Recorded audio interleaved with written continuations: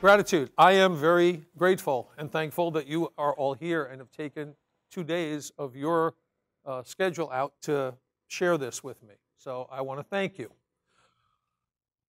When you thank someone, when you acknowledge someone, you change the relationship. I'll tell you a story. My dad was had a distribution of food and candy in New York, and every time he would get a new client, he'd go to the bakery and get a 5-pound box of cookies and give them those cookies as a thank you gift. These were candy stores. He supplied all their confectionery and pretzels and Italian ices and all kinds of candy. And I would be a kid watching them, and they'd light up like a Christmas tree. You brought me a gift? You know, I buy from you, and you brought me a gift? And they would stutter. They were so, taken with it.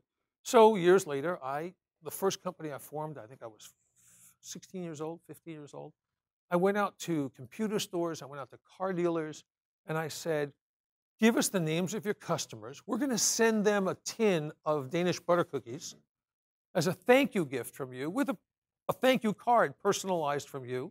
And at that time, they were doing CSI, they still do, Customer Satisfaction Index. The manufacturers were all over the dealers because they wanted to raise them from low life to sleazy, and they were trying to get them. Sorry, did I say that out loud? I'm sorry.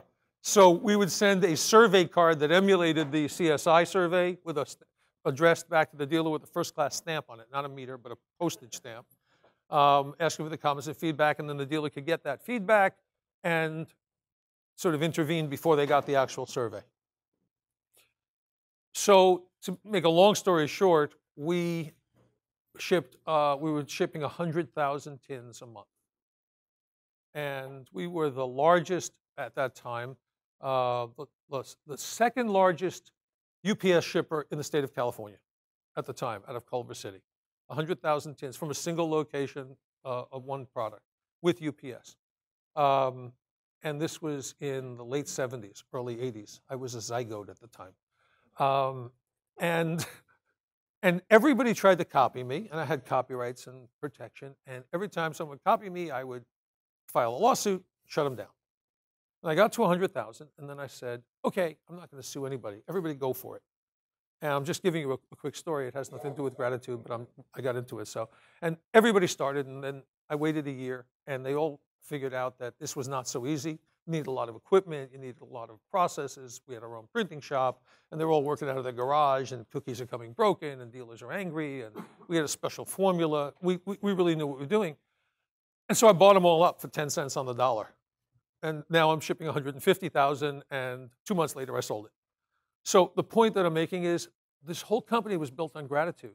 People would get these tins of cookies for buying a car or a computer or furniture, and they were bowled over. Dealers were getting calls. I can't thank you enough. I can't believe you did that. Or this is my third car. Do I get a third tin of cookies? They went crazy for it. And this was the beginning of understanding gratitude. So Jamal, where are you? There you are. Jamal, I suggested to Jamal, a friend of mine has a crumb cake company, high-end crumb cake. So I suggested to Jamal, when he does a job, he does high-end flooring for affluent clients, to send a crumb cake. It raised his brand awareness and increased referrals. So on a high-end job for an affluent customer, spending another 40 bucks, whatever it is, to say thank you is tremendous. So my question to all of you is, how can you say thank you to your customers? I don't care if it's a handwritten note. It will have impact. Saying thank you for someone who's done something or given you business is an essential part of your company and must be an essential part. And you know what? The psychology and the common knowledge now is we're all technological. We don't care about each other. We're decentralized. We don't talk to each other.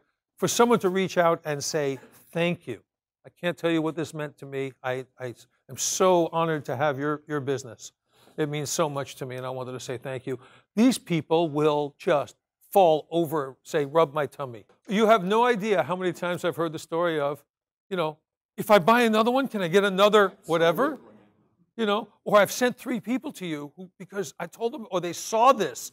I had more customer loyalty to car dealers because what we tried to do is encourage them to send it to the office, not the home. So, the person who bought the Honda is sitting in their office or in the cubicle and they're sharing cookies with everyone. They go, wait a minute, your Honda dealer sent you a tin of cookies as a thank you gift?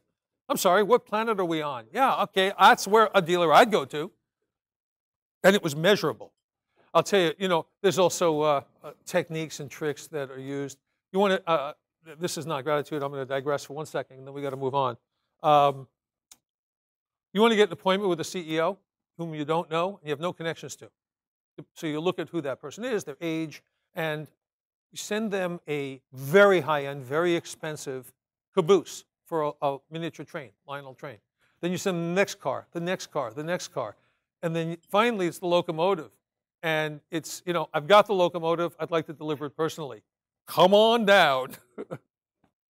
Is it worth $500 to get that appointment with someone who is wide open and receptive? So that covers gratitude.